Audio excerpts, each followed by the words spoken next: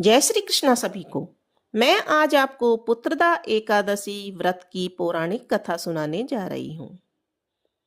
महाराज युधिष्ठिर ने श्री कृष्ण से पूछा, हे भगवान, कृपा करके यह बतलाइए कि पौष शुक्ल एकादशी का क्या नाम है, उसकी विधि क्या है और उसमें कौन कौन से देवता का पूजन किया जाता है। भक्त वत्सल भगवान श्री कृष्ण बोले, हे राजन, इस एकादशी का नाम पुत्रदा एकादशी है। इसमें भी नारायण भगवान की पूजा की जाती है। इस चर और अचर संचार में पुत्रदा एकादशी के व्रत के समान दूसरा कोई व्रत नहीं है। इसके पुण्य से मनुष्य तपस्वी, विद्वान और लक्ष्मीवान होता है। इसकी मैं एक कथा कहता हूँ, सो तुम ध्यान से सुनो।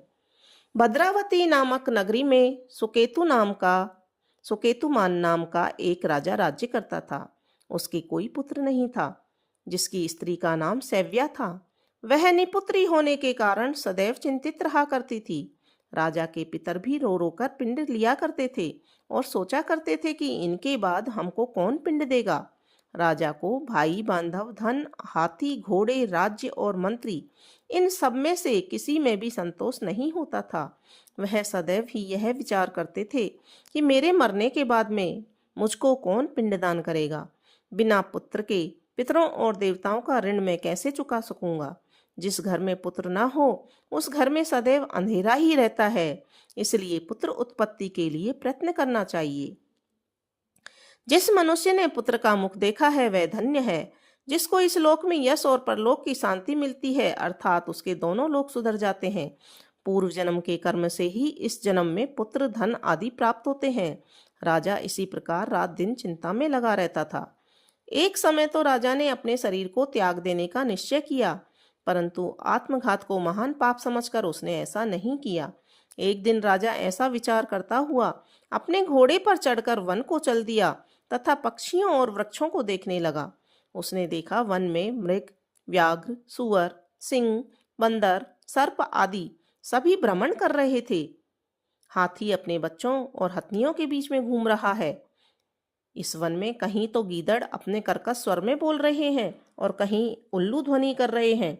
वन के दृश्यों को देखकर राजा सोच विचार में लग गया। इसी प्रकार आधा दिन बीत गया।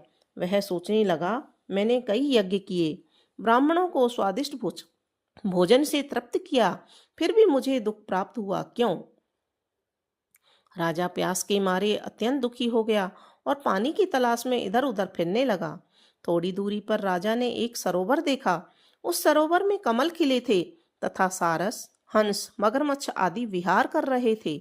उस सरोवर के चारों तरफ मुनियों के आश्रम बने हुए थे।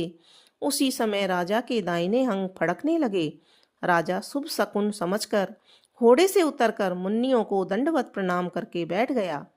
राजा को देखकर मुनियों ने कहा, हे राजन, हम तुमसे अत्यंत प्रसन्न हैं। तुम्हारी क्या इच्छा है, सो कहो। तब राजा ने पूछा, हे मुनि महाराज, आप कौन हैं और किस लिए यहाँ आए हैं? कृपा करके मुझे बताइए। मुनि कहने लगे, हे राजन, आज संतान देने वाली पुत्रदा एकादशी है। हम लोग विश्वदेव हैं और इस सरोवर में स्नान करने के लिए आए हैं। यह सुनकर राजा कहने लगा, महाराज, मेरे भी कोई संतान नहीं है। यदि आप मुझ पर प्रसन्न हैं तो एक पुत्र का वरदान दे दीजिए। मुनि बोले, हे राजन, आज पुत्रदा एकादशी है, आप अवश्य ही इसका व्रत करें। भगवान की कृपा से अवश्य ही आपके घर में पुत्र होगा। मुनि के वचनों को सुनकर राजा ने उसी दिन एकादशी का व्रत किया और द्वादशी को उसका पारण किया। इसके पश्चात मुनियों को प्रणाम करके महल में वापस आ गया।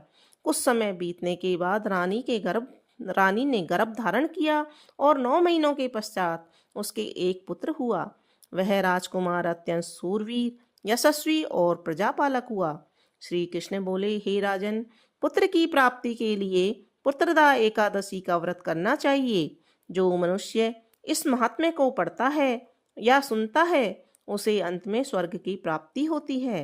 अगर आपको पुत्रदा एकादशी का यह महात्म्य पसंद आया हो तो कमेंट बॉक्स में जय श्री कृष्णा जरूर लिखें, ताकि श्री कृष्ण भगवान की कृपा आप पर भी बनी रहे। बोलो विष्णु भगवान की जय।